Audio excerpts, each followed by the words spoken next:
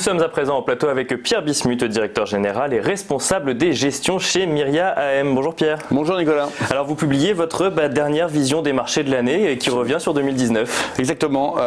Il m'a semblé intéressant de revenir sur tous les événements qu'il y a eu en 2019, notamment en commençant par les risques politiques qu'on a vécus. Et avec eux, notamment ceux dont on parle tous les mois depuis le début de l'année, la guerre commerciale et le Brexit notamment. Exactement, c'est deux fils rouges de l'année, donc qui vont sans doute se répercuter sur 2020. En tout cas, la guerre commerciale, on en est sûr. Le Brexit, on va voir. On a été habitué aux reports successifs. Donc là, Boris Johnson a une majorité écrasante. Il a terrassé complètement les travaillistes. On va voir ce qu'il va en faire. A priori, les Britanniques devraient sortir le 31 janvier. Alors devrait sortir, ça veut dire en fait commencer des négociations commerciales avec l'Union européenne. Qui vont durer au moins un an. Oui, en étant très très optimiste. On pense que ça peut durer, donc ça doit durer un an, mais on pense que ça peut durer 5 à 10 ans. Donc le Brexit est en place, on va voir si les Britanniques sortent. Mais on a bien vu en fait qu'il ne fallait surtout pas vouloir espérer monétiser un événement politique comme le Brexit. Donc on a vu qu'en 2016 c'était déjà très compliqué. Là, tout au long de l'année, on a vu des rebondissements à outrance. Finalement, Theresa May qui négocie un accord, qui se fait mettre en minorité par son propre parti, qui plébiscite Boris Johnson, qui le met en minorité, qui finalement accède à sa demande pour avoir une majorité écrasante à la Chambre dorénavant. Une livre sterling qui remonte à vitesse grand V alors qu'elle était au tapis au début de l'année. Donc c'est vrai que le risque politique britannique à gérer d'un point de vue financier était cauchemardesque et les portes de saloon étaient quasiment évidentes. Donc en tout état de cause, il valait mieux être neutre et sur ces questions-là. Voilà. Et donc dans notre fonds action européenne, on a été globalement légèrement sous-pondéré le livre sterling. Et c'est vrai que depuis les élections, on va dire que le fonds arrive à suivre l'indice de référence qui est le MSCI Pan Euro. Et alors il y avait un autre risque politique qui nous a animés tout au long de l'année, c'est cette fameuse guerre commerciale entre la Chine et les États-Unis qu'on a suivi beaucoup sur le compte Twitter de Donald Trump, ou en tout cas via des déclarations successives du gouvernement américain et chinois. Et là, ça s'améliorerait en fin d'année, donc on partirait potentiellement sur de bonnes bases pour 2020. Ouais, alors on voit qu'à court terme, cette histoire de guerre commerciale, en fait, les marchés réagissent au moindre tweet de Donald Trump, mais on a quand même l'impression que c'est surtout du bruit et rien de fondamental. Nous, on est parti du principe depuis le début de l'année que ces tweets étaient uniquement destinés à l'électorat américain de Donald Trump. Si on part du principe que c'est la réalité, alors après c'est un choix, on a pris ce prisme-là, on peut très bien décider que c'est complètement autre chose.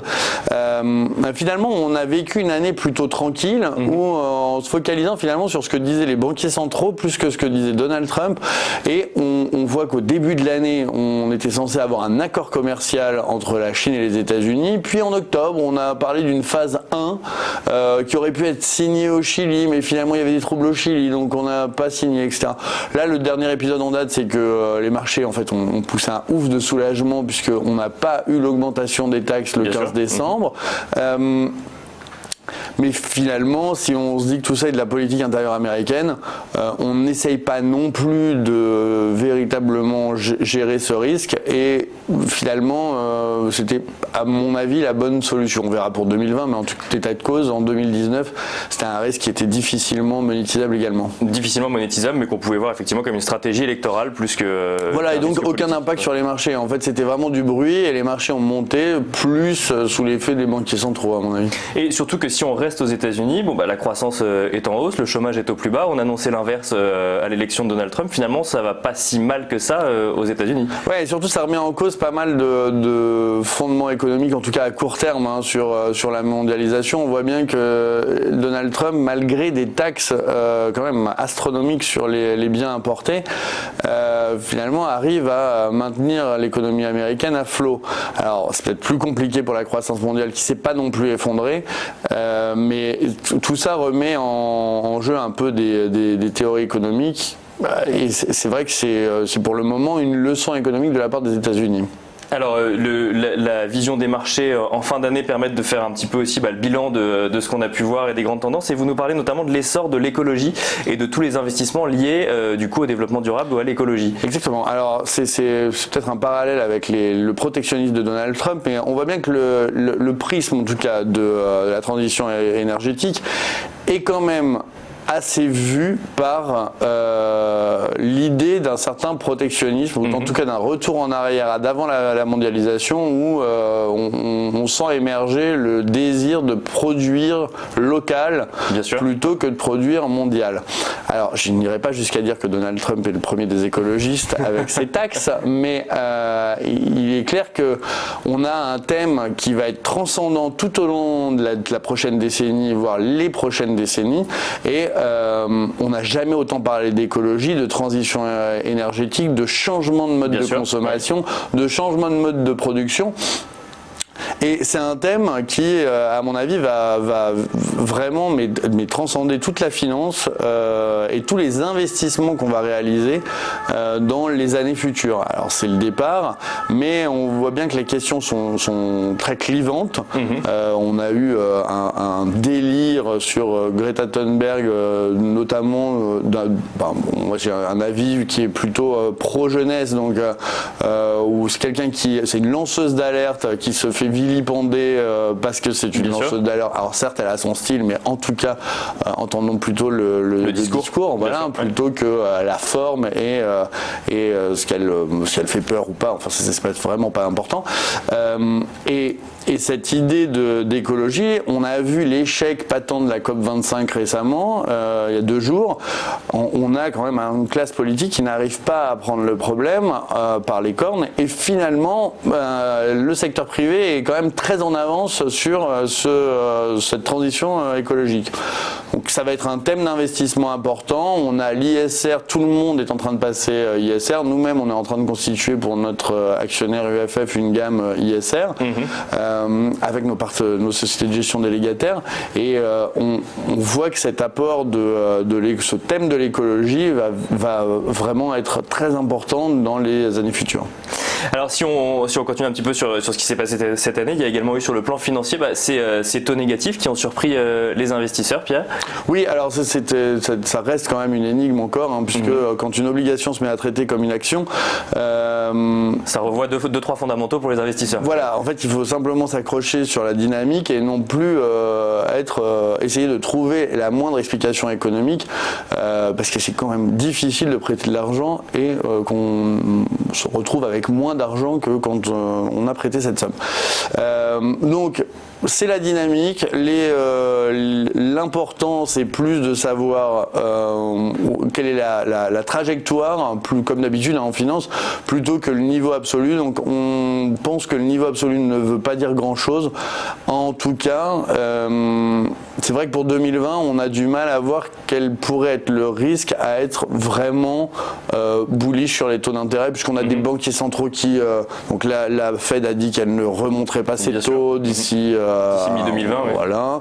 On a la Banque Centrale Européenne qui fait un audit, donc en fait on est vraiment tranquille. Toute l'année 2020, il n'y aura absolument aucune hausse des taux chez nous, en tout cas en Europe.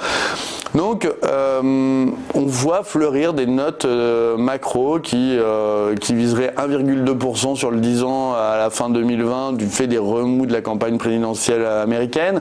On pense que les taux ne peuvent pas remonter en Europe et surtout on n'a pas les moyens. Donc en tout cas avoir une vue très constructive sur le prix des obligations et sur le fait qu'elles montent nous paraît être pas véritablement dangereux en 2020.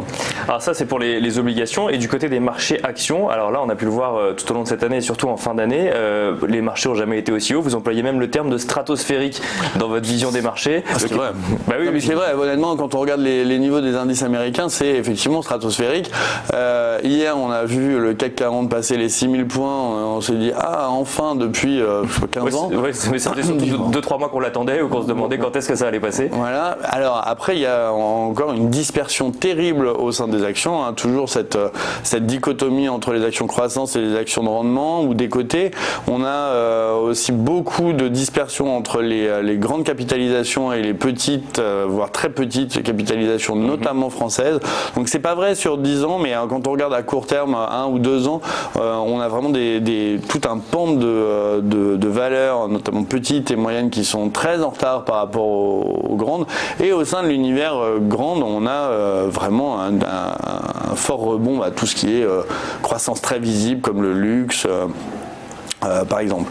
Donc il va falloir faire attention en 2020. Néanmoins, le niveau des indices étant une moyenne pondérée des actions, on pense qu'on a de bonnes chances d'être, en tout cas, toujours dans un environnement favorable aux actifs risqués, d'autant plus si les taux baissent.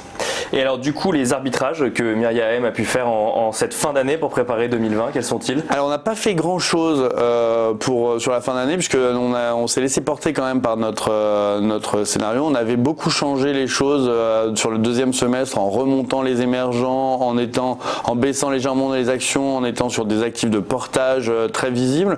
Là on rentre dans l'année un peu pareil, on va légèrement remonter les actions pour être finalement neutre plus.